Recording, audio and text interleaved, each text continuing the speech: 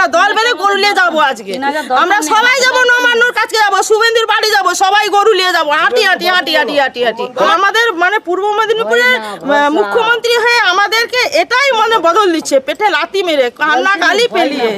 মুসলমানরা হচ্ছে মুসলিম ভাইরা কি করতেছে, তারা নাহলে কষাই করে গরু খাচ্ছে, তাহলে গরুর থেকে কি দুধ হচ্ছে না, ছানা হচ্ছে না, সেটা কি বাঙালি খাচ্ছে নি? সে নাহলে মাংস খাচ্ছে, আমরা তো দুধ ছানা খাচ্ছি। তো সেটাও যদি গরু ব্যবসা বন্ধ করে দেয়, সেটাও যদি বন্ধ হয়ে যায়, তাহলে হবে কোথা দিয়ে? দোকানদানি সব কিছু তো বন্ধ হয়ে যাবে। তাহলে তো শুভেন্দু বাবু কি দুধ ছানা খায়নি গরু ব্যবসা থেকে? গরুর থেকে কি দুধ ছানা খায়নি না কিছু খায়নি? কোক যেমন বলছে প্রত্যেকটা নারীকে 3,000 টাকা করে দিবে, সেরকম গরু পুছিও যেন খাদ্য খাওয়ানোর জন্যও যেন ভরণ পোষণের জন্য দেয়। না দিচ্ছি গরুর মুখে হাত তুলতে, না দিচ্ছি বাচ্চার মুখে হাত তুলতে, না আমরা নিজেরা খেতে পাচ্ছি, না স্বামীকে আমরা খাওয়া দাওয়া বন্ধ করে স্বামীকে বলবো নাকি চেন দিয়ে আটকানোর মতো আটকে রাখছি। কোথায় কি করবে? শুধু ছুটতিছে, এখানে যাচ্ছে সেখানে যাচ্ছে, কোথায় কি করবে খুঁজতিছে। সরকারের থেকে সরকার এলে আমরা যাতে আরো উন্নতভাবে থাকতে পারি, কিন্তু হঠাৎ করে এই সরকার এসে যে আমাদের পেটে লাথি মারবে এভাবে আমরা বুঝতে পারিনি। এটাই বদল, আমাদের পেটে লাথি মেরে এটাই বদল দেখা যাচ্ছে, এটাই বদল। আমাদের মানে পূর্ব মেদিনীপুরের মুখ্যমন্ত্রী হয়ে আমাদেরকে এটাই মনে বদল দিচ্ছে, পেটে লাথি মেরে কান্না গালি পেলিয়ে ভরসা। এটাই আমাদের মেন পরিবর্তন, ভরসা মানে ভরসা করে এই পরিবর্তন, এটাই পরিবর্তন করবে বলে হবে। 3,000 টাকা, 3,000 টাকার আশায় কি আমরা ভোট দিচ্ছি? 3,000 টাকার আশায় কি আমরা ভোট দিচ্ছি? আমাদের জীবনের সুরক্ষার জন্য, মানুষের নারীর সুরক্ষার জন্য, নিজেদের মানে জীবিকার সুরক্ষার জন্য, সব কিছুর সুরক্ষার জন্য তো আমরা সরকারকে চেঞ্জ করছি। কিন্তু আগের সরকারের দিয়ে সরকার যদি হঠাৎ এসে যদি এরকম করে, তাহলে আমরা যাবো কোথায়? আমরা কি করব? আমরা দল বেঁধে গরু নিয়ে যাবো আজকে। আমরা সবাই যাবো নবান্নর কাছে যাবো, শুভেন্দুর বাড়ি যাবো, সবাই গরু নিয়ে যাবো হাঁটি হাঁটি হাঁটি হাঁটি হাঁটি হাঁটি। আমাদের আছে 7টা গরু আছে, 7টা গরুর মধ্যে বিক্রিও হয়নি। সবাই মানে আমার স্বামী অবস্থা দেখলে মানে শুধু আমার স্বামী বলে আমার স্বামী নয়, এখানে সবাই এখানে যে 200-250 জন বাসী আছে, সবাই শুধু কাঁদতিছে, খাওয়া দাওয়া না খাওয়া সবই বন্ধ হয়ে গেছে, শুধু রো করে কাঁদতিছে।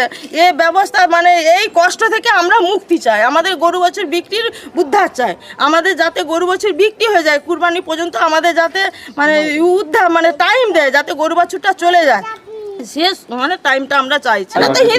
হিন্দু মুসলমানদের মধ্যে তো মেন ভেদাভেদ হচ্ছে, হিন্দু মুসলমানদের মধ্যে মেন ভেদাভেদ হচ্ছে। আরে মুসলমানরা হচ্ছে মুসলিম ভাইরা কি করতেছে, তারা নাহলে কষাই করে গরু খাচ্ছে, তাহলে গরুর থেকে কি দুধ হচ্ছে না, ছানা হচ্ছে না, সেটা কি বাঙালি খাচ্ছে নি? সে নাহলে মাংস খাচ্ছে, আমরা তো দুধ ছানা খাচ্ছি। তো সেটাও যদি গরু ব্যবসা বন্ধ করে দেয়, সেটাও যদি বন্ধ হয়ে যায়, তাহলে হবে কোথা দিয়ে? দোকানদানি সব কিছু তো বন্ধ হয়ে যাবে। তাহলে তো শুভেন্দু বাবু কি দুধ ছানা খায়নি গরু ব্যবসা থেকে? গরুর থেকে কি দুধ ছানা খায়নি না কিছু খায়নি? গরু বন্ধ হয়ে যাবে, চিরুনি বন্ধ হয়ে যাবে, বেল্ট বন্ধ হয়ে যাবে, সবই বন্ধ হয়ে যাবে, সব কিছু প্রচেষ্টা বন্ধ হয়ে যাবে।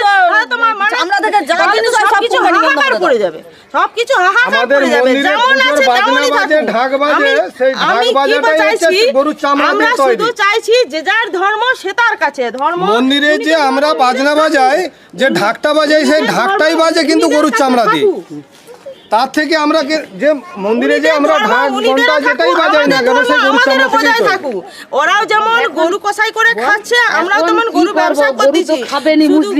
গরু ওরা যদি না খায় বা ওদের যদি কুরবানি না হয়, তাহলে আমাদের এই সব গরুপত্র কোথায় যাব? আমরা কি করব? আমরা গরু বাছুর কি করব? এ তো একটা গরুকে তো আমরা তো আর সারা জীবন তো আর পুষে রাখার মতো নয় যে বা পুষে যে রাখবো, সে তাকে তো খাওয়াতেও হবে।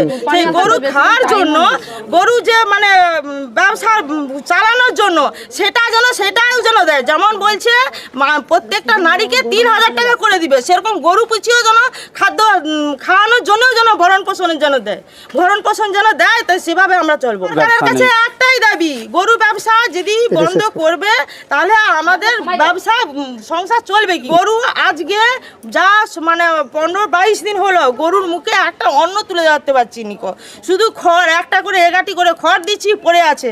তো এগাটি করে খড় দিয়ে খেয়ে কি এখন কি গরুর একটা পেট চলে? এগাটি খড় করে কি একটা পেট চলে একটা গরুর? বলুন, এক গ্লাস জলকে কি একটা মানুষের জীবন চলে?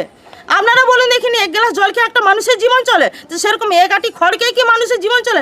একটা গরুর খেতে গেলে তার মেজ দরকার, ভুসি দরকার, আটা দরকার, কুড়া দরকার, সব কিছু তো করবে। তাহলে আমাদের ব্যবসাটাই যদি বন্ধ হয়ে যায় তাহলে আমরা কিনবো কোথা দিয়ে? আমরা কোথা দিয়ে কিনবো? আমরা কিনে এনে গরুর মুখে তুলবো কি করে? আমরা না দিচ্ছি গরুর মুখে হাত তুলতে, না দিচ্ছি বাচ্চার মুখে হাত তুলতে, না আমরা নিজেরা খেতে পাচ্ছি, না স্বামীকে আমরা খাওয়া দাওয়া বন্ধ করে স্বামীকে বলবো নাকি চেন দিয়ে আটকানোর মতো আটকে রাখছি। কোথায় কি করবে?